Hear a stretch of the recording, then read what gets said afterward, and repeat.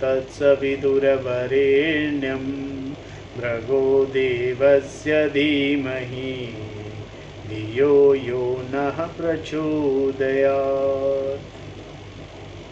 ॐ सहना भवतु सहनौ भुनक्तु सह वीर्यं करवावहै तेजस्विनावधीतमस्तु मा विद्विषावहै। ॐ शान्ति शान्ति शान्तिः। श्रुतिस्मृतिपुराणानाम् आलयं करुणालयं नमामि भगवत्पाद शङ्करं लोकशङ्करं शङ्करं शङ्कराचार्यं केशवं बादरायणं सूत्रभाष्यकृतौ वन्दे भगवन्तौ पुनः पुनः। ॐ त्वमेव माता च पिता त्वमेव त्वमेव बन्धुश्च सखा त्वमेव त्वमेव विद्या द्रविणं त्वमेव सर्वं मम देव देव। ओम गुरुदेव भगवान शिव शंकर भोलेनाथ कैलाशपति महाराज की जय, भगवान व्यास जी महाराज की जय, शंकराचार्य भगवान की जय, स्वामी चिन्मयानंद भगवान की जय। श्री कृष्ण शरणं मम श्री कृष्ण शरणं मम श्री कृष्ण शरणं मम श्री कृष्ण शरणं मम। देव ऋषि नारद भगवान की जय, सूत जी महाराज की जय, शौनक आदि ऋषियों की जय, भगवान महर्षि व्यास जी महाराज की जय, शुक्देव भगवान की जय, शंकराचार्य भगवान की जय, स्वामी चिन्मयानंद भगवान की जय, स्वामी दयानंद भगवान की जय, स्वामी प्रबुद्धानंद भगवान की जय, स्वामी शुद्धानंद भगवान की जय, साध्वी आनंद ज्योति जी की जय, माता पिता की जय, सभी गुरु देवताओं की जय, सभी गुरु देवताओं की जय। श्री कृष्ण गोविंद हरे मुरारी हे नाथ नारायण वासुदेवा। श्री कृष्ण गोविंद हरे मुरारी हे नाथ नारायण वासुदेवा।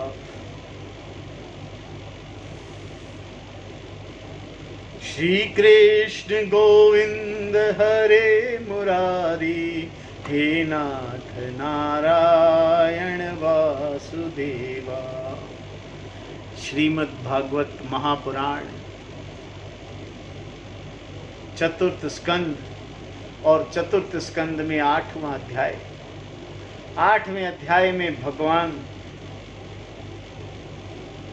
ध्रुव की कथा है।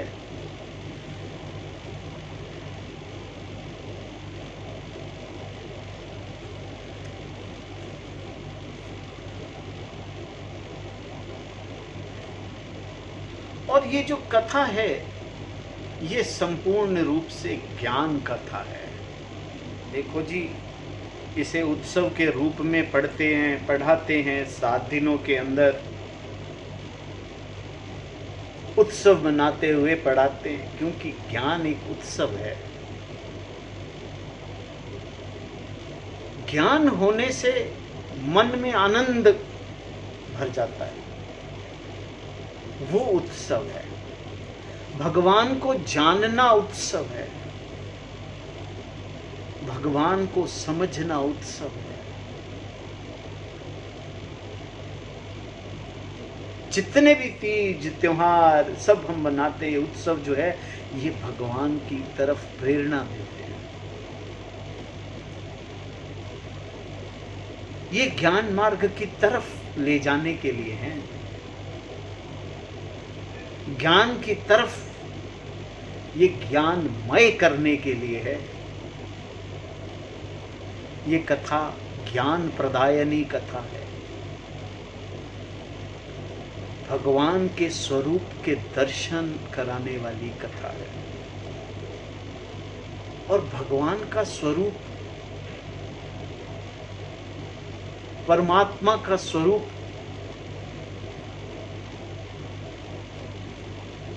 आत्मा के स्वरूप से अलग नहीं है। आत्मा का स्वरूप, पूर्ण स्वरूप ही परमात्मा है। आत्मा को समझना ही परमात्मा है।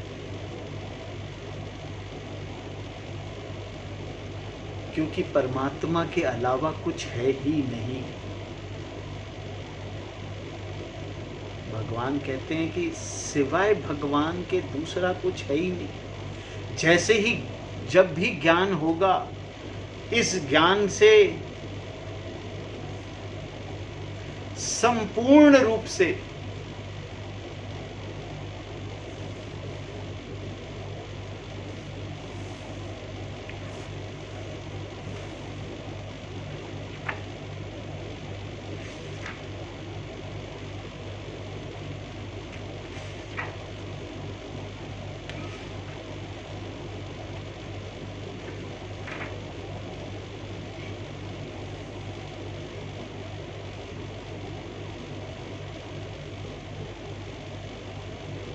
संपूर्ण रूप से आप सब कुछ अपने आप में और भगवान में ही देखेंगे, ऐसा भगवान कहते हैं।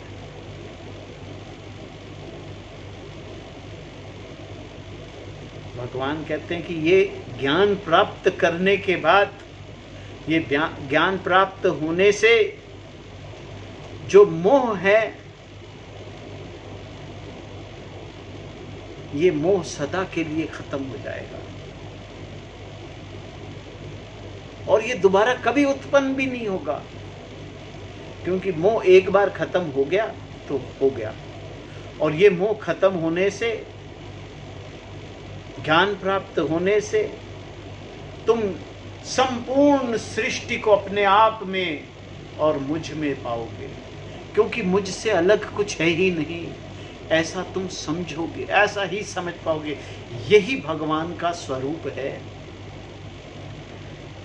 ये संपूर्ण सृष्टि ही मैं हूं और मैं ही ब्रह्म हूं। ये संपूर्ण है, संपूर्णता है। ज्ञान से ये संपूर्णता आती है। तो ये कथा जो है, ये ज्ञान कथा है। इस कथा के माध्यम से ज्ञान प्राप्त होता है। भगवान के स्वरूप को जाना जाता है। कल हमने दक्ष प्रजापति के यहाँ जितने भी देव देवता, गंधर्व, ऋषि, मुनि आए थे, उन सब ने भगवान की महिमा गाई, भगवान के स्वरूप का वर्णन किया। वो ज्ञान है, वो स्वरूप को समझना ही ज्ञान है। दक्ष की कथा सुनना जरूरी है, क्योंकि अगर वो सुनेंगे तभी तो भगवान के स्वरूप को समझेंगे। उसी कथा में ही भगवान का स्वरूप है।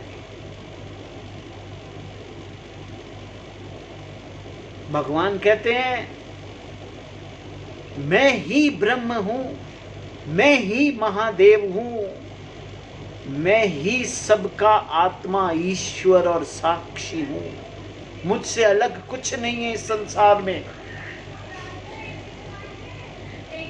मैं ही स्वयं प्रकाश हूं, मैं ही स्वयं प्रकाशक हूं और उपाधि शून्य भी हूं। उपाधि भी हूं और उपाधि शून्य भी हूं।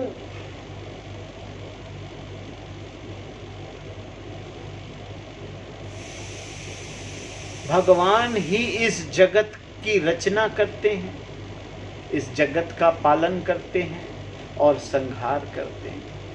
कैसे करते हैं? जिस प्रकार समुद्र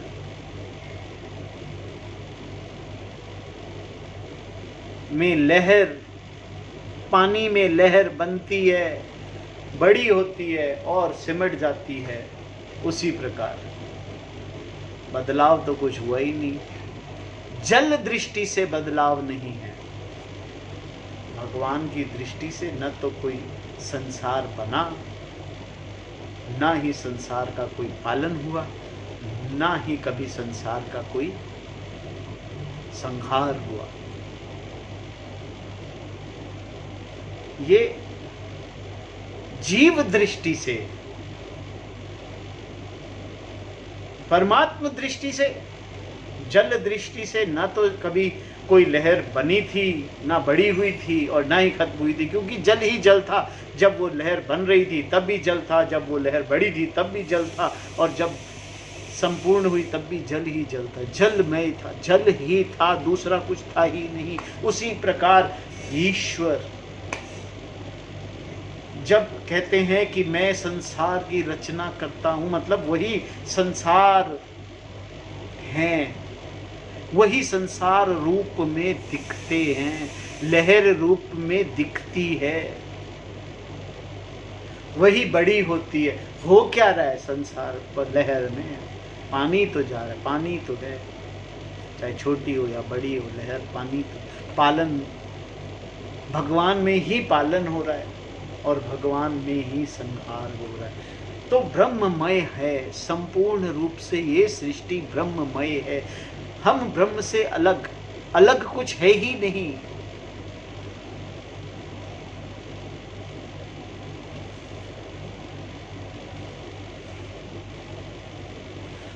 भगवान भेद रहित हैं, भेद रहित, विशुद्ध पर ब्रह्म स्वरूप हैं भगवान।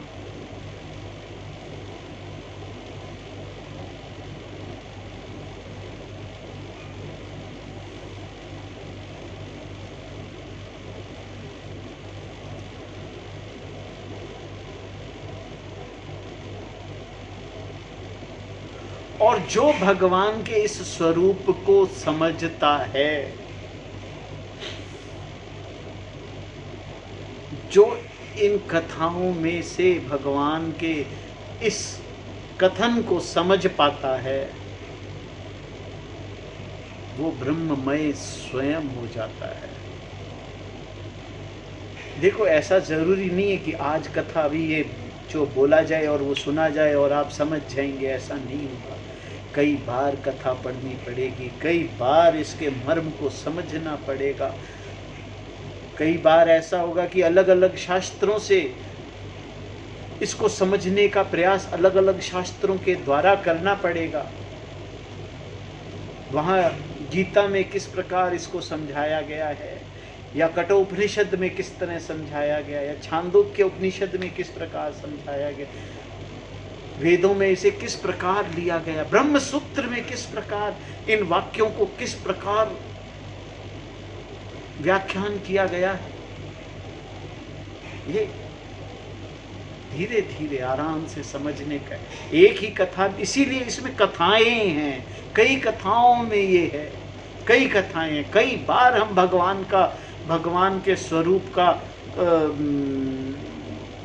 विवरण करेंगे, कई बार करेंगे इन पूरी कथाओं में। जो लोग 7 दिन में पढ़ देते हैं, हम हो सकता है 7 महीने में शायद पढ़ पाएं।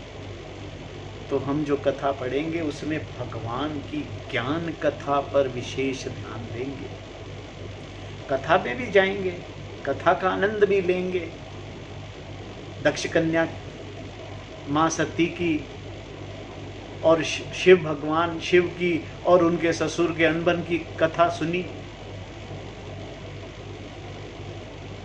और माँ शक्ति की अपने पति से हट, अपने पीहर जाने के हट के बारे में सुना। थोड़ा बहुत मजा ले सकते हैं, लेकिन हम ज्ञान का आनंद लेंगे, क्योंकि पूर्ण आनंद ज्ञान में है, परमानंद ज्ञान में है। ज्ञान के अलावा दूसरा कुछ भी हमारा विषय नहीं है।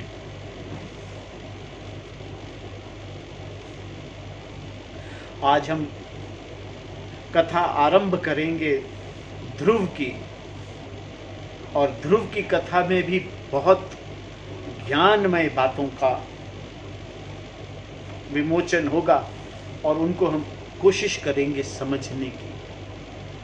तो यहाँ फिर श्री मैत्रेय जी विदुर जी को कथा सुनाते हुए आगे कहते हैं, शत्रुसूदन विदुर जी, सनकादि नारद ऋभु हंस अरुणी और यति ब्रह्मा जी के इन नैष्टिक ब्रह्मचारी पुत्रों ने गृहस्थ आश्रम में प्रवेश किया ही नहीं, अतः उनके कोई संतान नहीं हुई।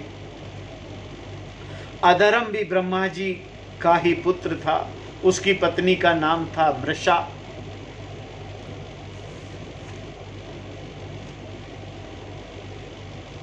उसके दंभ नामक पुत्र और माया नामक पुत्री हुई। देखो, अधर्म के कौन पुत्र है? दंभ। और पुत्री कौन है? माया। उन दोनों नृति ले गए क्योंकि उनके कोई संतान न थी। दंभ और माया, लोभ और निकृति शठता का जन्म हुआ। उनसे क्रोध और हिंसा तथा उनसे कली कलह और उनकी बहन दुरुक्ति गाली उत्पन्न हुई।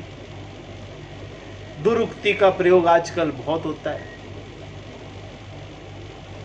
साधु शिरोमणि, फिर दुरुक्ति से कली ने भय और मृत्यु को उत्पन्न किया तथा उन दोनों के संयोग से यातना और निरय नरक का जोड़ा उत्पन्न हुआ। निष्पाप विदुर जी, इस प्रकार मैंने संक्षेप में तुम्हें प्रलय का कारण रूप यह अधर्म का वंश सुनाया। यह अधर्म का त्याग कराकर पुण्य संपादन में हेतु बनता है। अतएव इसका वर्णन 3 बार सुनकर मनुष्य अपने मन की मलिनता दूर कर देता है। कुलनंदन, अब मैं श्री हरि के वंश ब्रह्मा जी के अंश से उत्पन्न हुए पवित्र कृति महाराज स्वयंभू मनु के पुत्रों के वंश का वर्णन करता हूँ। अभी तक हमने किनके वंश सुने हैं? पीछे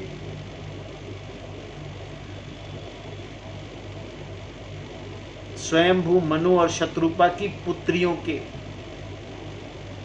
देवहूति, प्रसूति और आहुति। यही थी ना, और तो कोई नहीं थी।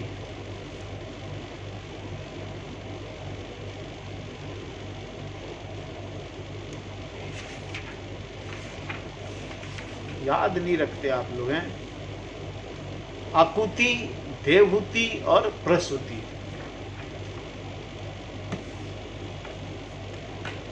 महारानी शत्रुपा और उनके पति स्वयंभू मनु से प्रियव्रत और उत्तानपाद। अब उनके पुत्रों की, अभी तक हम जो उनकी पुत्रियों की वंशावली को हमने समझा था, और अब हम समझेंगे पुत्रों की वंशावली। तो पुत्र में 2 पुत्र थे, प्रियव्रत और उत्तानपाद। भगवान वसुदेव की कला से उत्पन्न होने के कारण यह दोनों संसार की रक्षा में तत्पर रहते थे। उत्तानपाद की सुमति और सुरुचि नाम की 2 पत्नियां थी। उनमें सुरुचि राजा को अधिक प्रिय थी। सुनुति, जिसका पुत्र ध्रुव था, उन्हें वैसी ही प्रिय नहीं थी। भेदभाव था। भेदभाव होना ही, ये सब अलग अलग हम जो कथा करेंगे ना, इनमें ये सब तरह की त्रुटियां हैं। इनको पढ़ेंगे, समझेंगे और फिर छोड़ देंगे। इनसे कोई खास बहुत फर्क पड़ने वाला नहीं है। एक दिन राजा उत्तानपाद सुरुचि के पुत्र उत्तम को गोद में बिठाकर प्यार कर रहे थे। उसी समय ध्रुव ने भी गोद में बैठना चाहा, परंतु राजा ने उसका स्वागत नहीं किया। उस समय घमंड से भरी हुई सुरुचि ने अपने सौत के पुत्र ध्रुव को महाराज की गोद में आने का यत्न करते देख उसके सामने ही उसे डाह भरे शब्दों में कहा, बच्चे, तू राज सिंहासन पर बैठने का अधिकारी नहीं है। तू भी राजा का ही बेटा है। इससे क्या हुआ?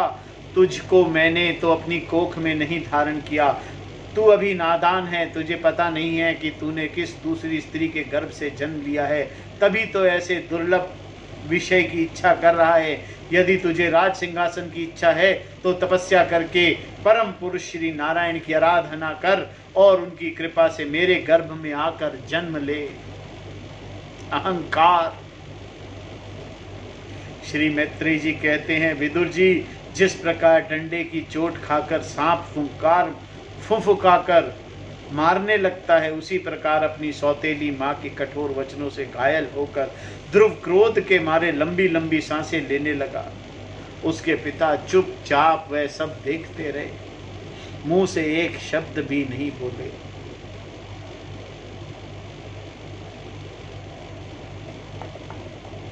तब पिता को छोड़कर ध्रुव रोता हुआ अपनी माँ के पास गया।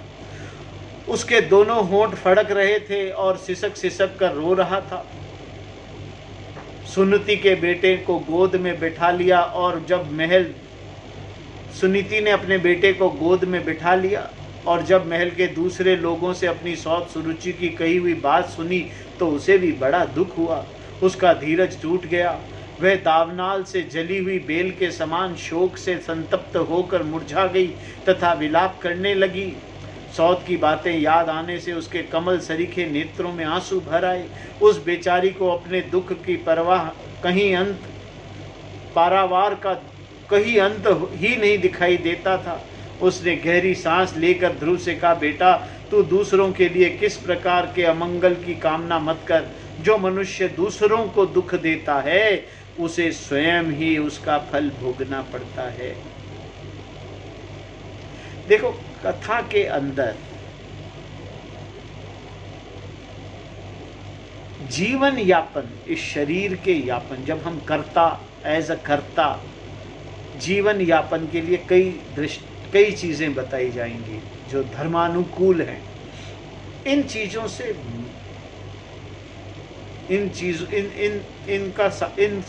का पालन करने से, इन नियमों का पालन करने से बुद्धि स्थिर होती है, शांत होती है। इसीलिए ये समझनी जरूरी भी है। जीवन यापन के लिए धर्ममय जीवन यापन करने के लिए इन सब चीजों की जरूरत है। जो मनुष्य दूसरों को दुख देता है उसे स्वयं उसका फल भोगना पड़ता है।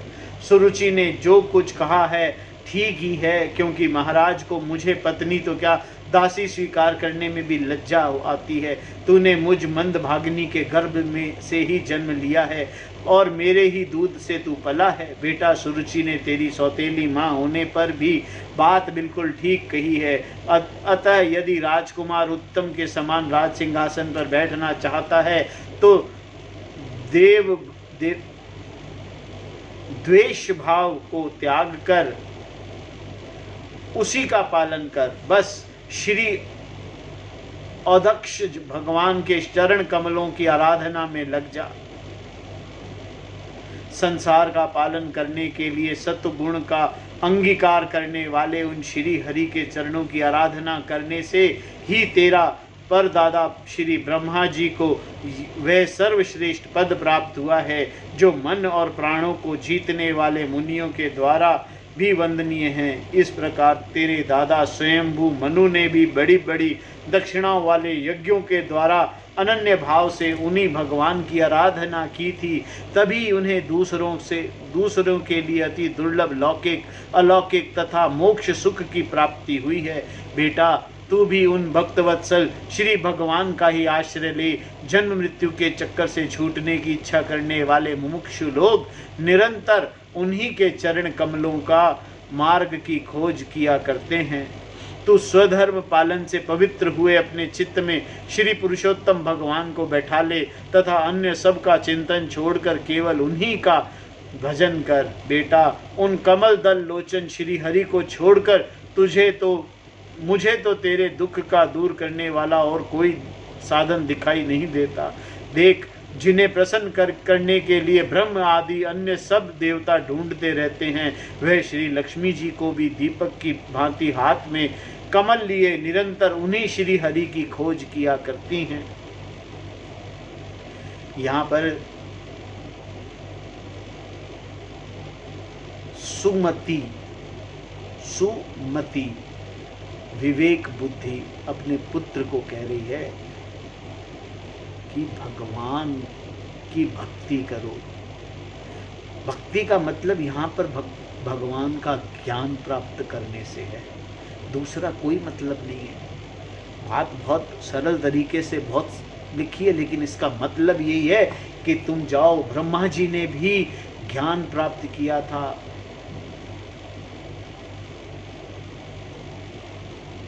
और स्वयंभू मनु ने भी ज्ञान प्राप्त किया था, तभी उन्हें त्रिलोकी के राज्य मिले हैं।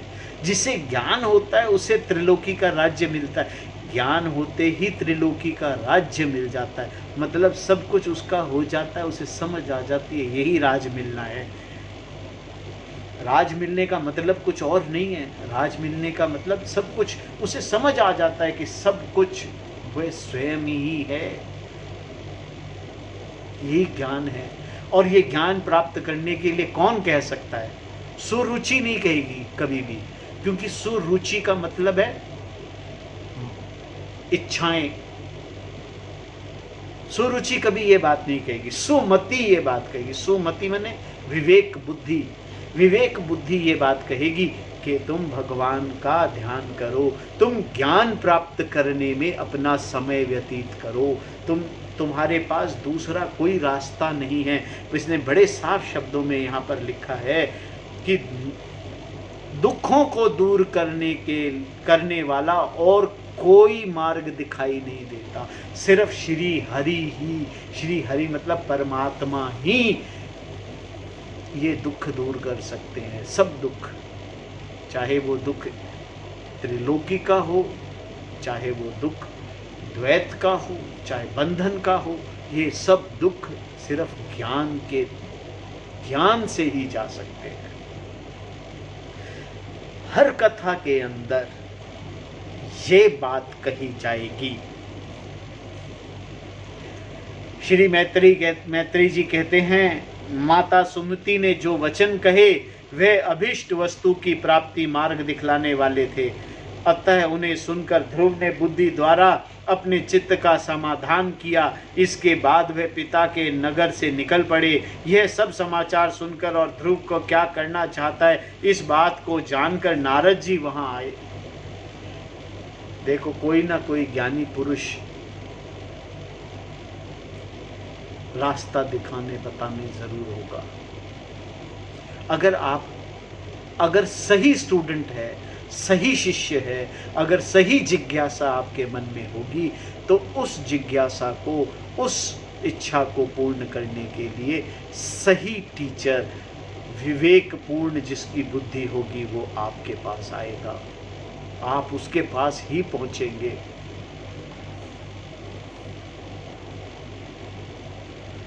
उन्होंने ध्रुव के मस्तक पर अपना पाप नाशक कर कमल फेरते हुए मन ही मन विस्मित होकर कहा, अहो क्षत्रियों में कैसा अद्भुत तेज है, वे थोड़ा सा भी मान भंग नहीं सह सकते। देखो, अभी तो यह नन्हा सा बच्चा है, तो भी इसके हृदय में सौतेली माता के कटु वचन घर कर गए हैं। सुरुचि ने कहा था, तू मेरा पुत्र बन तब तुझे राज मिलेगा। सुरुचि, रुचि माने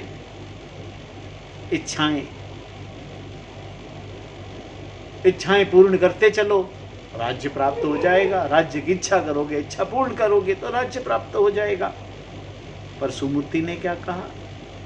सुरुचि से नहीं होगा, ज्ञान से होगा। तत्पश्चात नारद जी ने ध्रुव से कहा, बेटा अभी तो तू बच्चा है, खेल कूद में मस्त रहता है। हम नहीं समझते कि इस उम्र में किसी बात से तेरा सामना या सम्मान या अपमान हो सकता है। यदि तुझे मानापमान का विचार ही हो तो बेटा असल में मनुष्य के असंतोष का कारण मोह के सिवा और कुछ नहीं होता। संसार में मनुष्य अपने कर्मानुसार ही मान अपमान या दुख सुख आदि को प्राप्त होता है।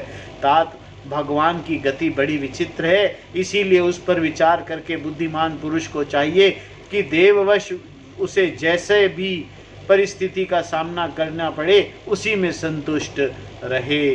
अब माता के उपदेश से तू योग साधना द्वारा जिन भगवान की कृपा प्राप्त करने चला है, मेरे विचार से साधारण पुरुषों के लिए उन्हें प्रसन्न करना बहुत ही कठिन है।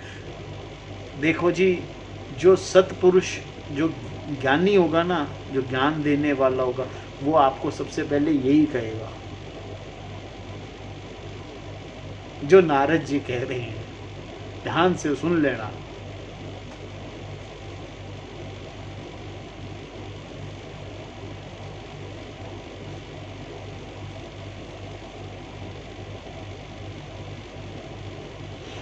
कि भगवान को प्रसन्न करना बहुत कठिन है।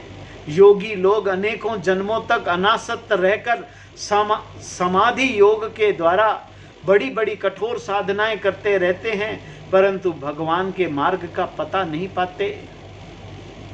कई जन्मों तक साधना करते रहते हैं क्योंकि वो भटके हुए हैं। वापस सही रास्ते पे आना आसान नहीं है, भटकना आसान है, सही रास्ते पर आना बहुत मुश्किल है। और अगर भटक गए तो कई जन्मों तक वापस लाइन पर, पटरी पर आना मुश्किल हो जाता है। इसीलिए तू यह व्यर्थ का हट छोड़ दे और घर लौट जा। बड़ा होने पर जब परमार्थ साधना समय आवे तब उसके लिए प्रयत्न कर लेना। विधाता के विधान के अनुसार सुख दुख और जो कुछ भी प्राप्त हो उसी में चित्त को संतुष्ट रखना चाहिए। यों करने वाला पुरुष मोहमय संसार से पार हो जाता है। जो कुछ है उसी में संतुष्ट करो। ये जो माया संसार में जो कुछ मिले उसमें संतुष्ट करो तो ठीक है, पर ज्ञान प्राप्त करने के लिए संतुष्ट नहीं होना चाहिए। ज्ञान प्राप्त करने के लिए तो साधारण बिल्कुल भी रुकना नहीं है, संतुष्ट नहीं होना। जब तक ज्ञान प्राप्त ना हो संतुष्ट नहीं होना।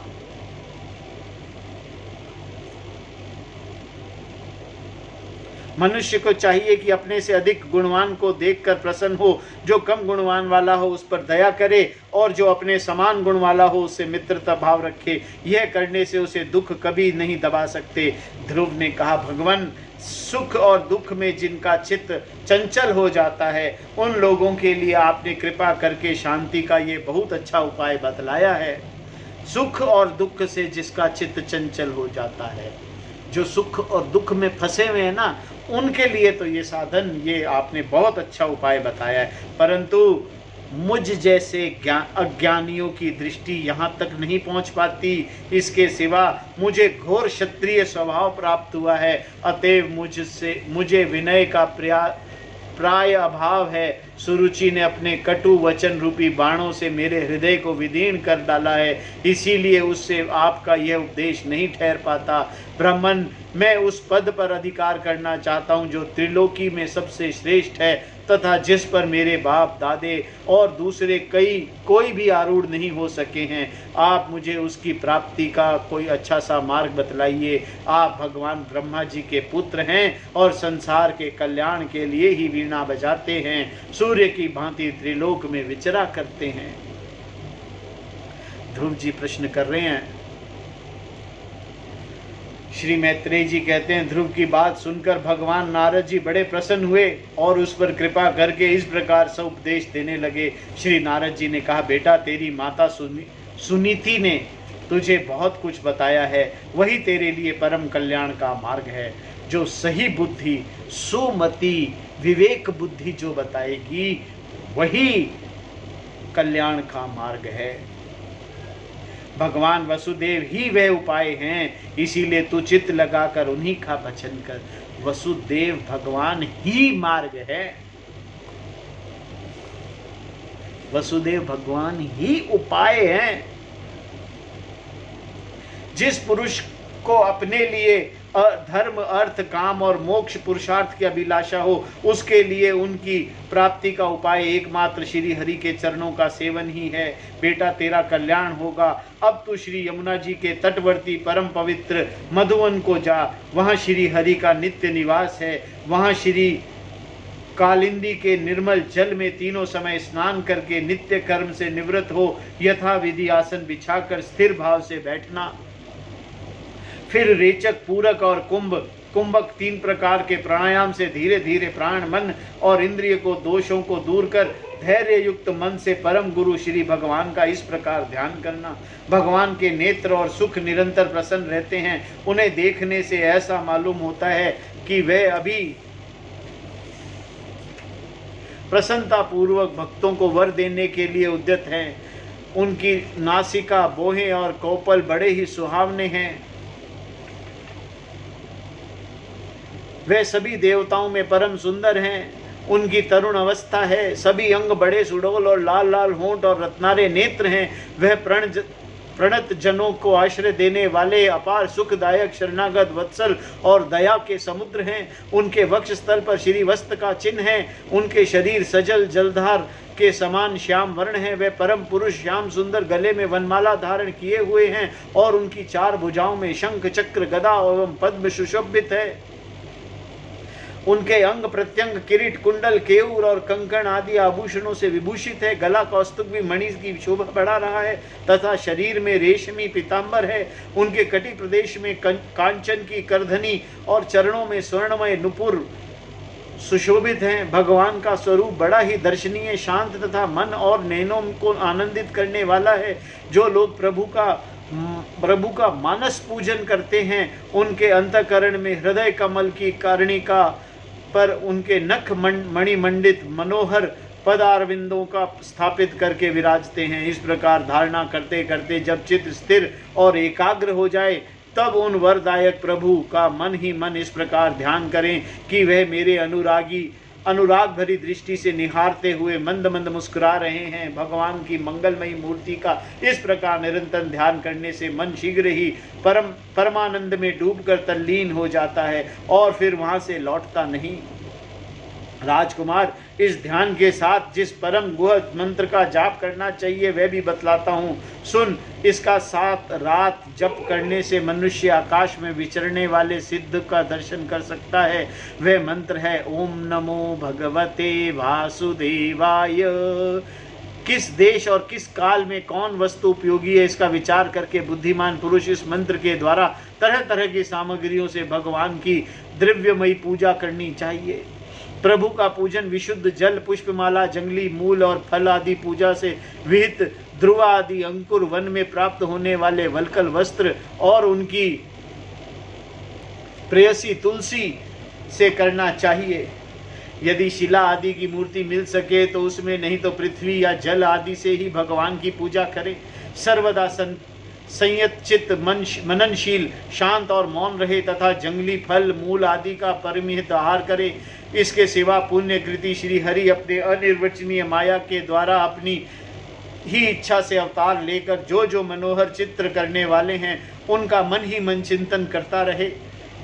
प्रभु की पूजा के लिए जिन जिन उपचारों का विधान किया गया है उन्हें मंत्र मूर्ति श्री हरि को द्वादक्षर मंत्रों के द्वारा ही अर्पण करे। इस प्रकार जब हृदय स्थित हरि का मन, वाणी और शरीर से भक्ति पूर्वक पूजन किया जाता है तब वह निश्चल भाव से भली भांति भजन करने वाले अपने भक्त के भाव को बढ़ा देते हैं और उन्हें उनकी इच्छा के अनुसार धर्म, अर्थ, काम अथवा मोक्ष रूप कल्याण प्रदान करते हैं। यदि उपासक को इंद्रिय संबंधी भोग से वैराग्य हो गया हो तो वह मोक्ष प्राप्ति के लिए अत्यंत भक्ति पूर्वक अविचल भाव से भगवान का भजन करे। श्री नारद जी इस प्रकार उपदेश पाकर राजकुमार ध्रुव ने परिक्रमा करके उन्हें प्रणाम किया। तदंतर उनके भगवान के श्री चरण चिन्हों से अंकित परम पवित्र मधुवन की यात्रा की। ध्रुव के तपोवन की ओर चले जाने पर नारद जी महाराज उत्तानपाद के महल में पहुंचे। राजा ने उनकी यथा योग्य उपचारों से पूजा की। तब उन्होंने आराम से आसन पर बैठाकर राजा से पूछा। श्री नारद जी ने कहा, राजन, तुम्हारा मुख सूखा हुआ है। तुम बड़ी देर से किसी सोच विचार में पड़े हो। तुम्हारे धर्म, अर्थ और काम से किसी में कोई कमी तो नहीं आ गई है? राजा ने कहा, ब्राह्मण, मैं बड़ा ही सत्रेण और निर्दयी हूँ। मैंने अपने 5 वर्ष के नन्हे से पुत्र को उसकी माता के साथ घर से निकाल दिया। मुनिवर, वह बड़ा ही बुद्धिमान था। उसका कमल सा मुख भूख से कुमला गया होगा। वह थक कर कहीं रास्ते में पड़ गया होगा। ब्राह्मण, उस असहाय बच्चे को वन में कहीं भेड़िए न खा जाएं। अहो, मैं कैसा स्त्री का गुलाम हूँ। मेरी कुटिलता तो देखिए। मैं बालक प्रेमवश मेरी गोद में बैठना चढ़ना चाहता था, किंतु मुझे दुष्ट ने उसका तनिक भी आदर नहीं किया। मुझ दुष्ट ने, क्योंकि हम जो है ना सुरुचि में खोए हुए हैं, सुमति में नहीं खोए हुए। मैं बार बार ये बात कह रहा हूं कि सुरुचि में खोया हुआ इंसान अपने भले और बुरे को भूल जाता है। और सुमति से अपने भले और बुरे के बारे में सुमति ही सही रास्ता दिखा सकती है। सुरुचि तो ऐश्वर्य के भ्रमण कराती रहेगी।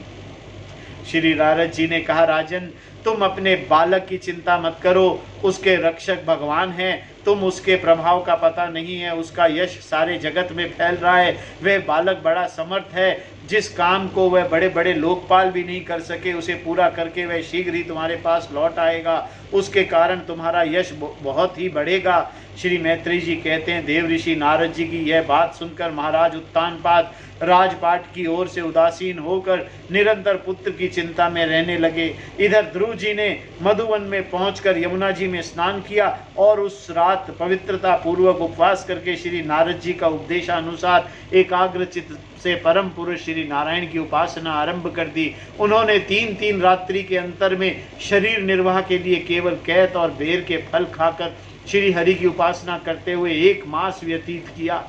दूसरे महीने में उनके 6 दिन के पीछे सूखे घास और पत्ते खाकर भगवान का भजन किया। तीसरे महीने 9 दिन केवल जल पीकर समाधि योग के द्वारा श्री हरि की आराधना करते हुए बिताया। चौथे महीने में उन्होंने श्वास को जीतकर 12 दिन तक केवल वायु पीकर ध्यान योग द्वारा भगवान की आराधना की। 5वां मास लगने पर राजकुमार ध्रुव श्वास को जीतकर पर ब्रह्म का चिंतन करते हुए एक पैर से खंबे के समान निश्चल भाव से खड़े हो गए। उस समय उनका शब्द आदि विषय और इंद्रियों के नियामक अपने मन को सब ओर से खींच लिया तथा हृदय में स्थित हरि के स्वरूप का चिंतन करते हुए चित्त के किसी दूसरी और न जाने दिया। इस समय उन्होंने महादादि संपूर्ण तत्वों के आधार तथा प्रकृति और पुरुष के भी अधीश्वर परम ब्रह्म की धारणा की। उस समय उनके तेज को न सह सकने के कारण तीनों लोग कांप उठे। जब राजकुमार ध्रुव एक पैर से खड़े हैं हुए तब उनके अंगूठे से दबाकर आधी पृथ्वी इस प्रकार झुक गई जैसे किसी गजराज के चढ़ जाने पर नाव पद पद पर दाईं बाईं और डगमगाने लगती है। ध्रुव जी अपने इंद्रिय द्वार तथा प्राणों को रोककर अनन्य बुद्धि से विश्व आत्मा श्री हरि का ध्यान करने लगे। इस प्रकार उनकी समाष्ट प्राण से अभिन्नता हो जाने के कारण सभी जीवों के श्वास प्रश्वास रुक गया। इसके समेत लोक और लोकपालों को बड़ी पीड़ा हुई और वह सब घबराकर श्री हरि के शरण में गए। देवताओं ने कहा, भगवान समस्त स्थावर जंगमम जीवों के शरीरों के प्राण एक साथ ही रुक गया है। ऐसा तो हमने पहले कभी अनुभव नहीं किया। आप शरणोगतों की रक्षा करने वाले हैं, अपनी शरण में आए हुए हम लोगों को इस दुख से छुड़ाइए। श्री भगवान ने कहा, देवताओं तुम डरो मत। उत्तानपाद के पुत्र ध्रुव ने अपने चित्त को मुझ में विश्व आत्मा में लीन कर दिया है। इस समय मेरे साथ उसकी अभेद धारणा सिद्ध हो गई है। इसी से प्राण निरोध से तुम सब के प्राण भी रुक गए हैं। अब तुम अपने अपने लोकों को जाओ, मैं उस बालक को इस दुष्कर तप से निवृत्त कर दूंगा। ऐसा भगवान कहते हैं। जब ज्ञान की प्राप्ति के लिए इतनी भयंकर जिज्ञासा हो जाए तब ज्ञान होता ही होता है। ज्ञान होना निश्चित है। ये भगवान का आना, भगवान, ये जितनी भी कथा है ना कि ये किस प्रकार ध्रुव जो है वो कितनी कड़ी भगवान का पूजा कर रहे हैं, उसका मतलब है कितना जोर लगाना पड़ता है ज्ञान प्राप्त करने में। ये आराधना करने का मतलब है ज्ञान की प्राप्ति की आराधना करना। भगवान की प्राप्ति का मतलब है ज्ञान की प्राप्ति की आराधना करना। कल हम 9वां अध्याय करेंगे, ध्रुव का वर पाकर घर लौटना। आज की कथा को हम यहीं विराम देते हैं। ओम नमो भगवते वासुदेवाय। ओम नमो भगवते वासुदेवाय। ओम नमो भगवते वासुदेवाय। ओम नमो भगवते वासुदेवाय। ओम नमो भगवते वासुदेवाय। आरती अति पावन पुराण की, धर्म भक्ति विज्ञान खान की।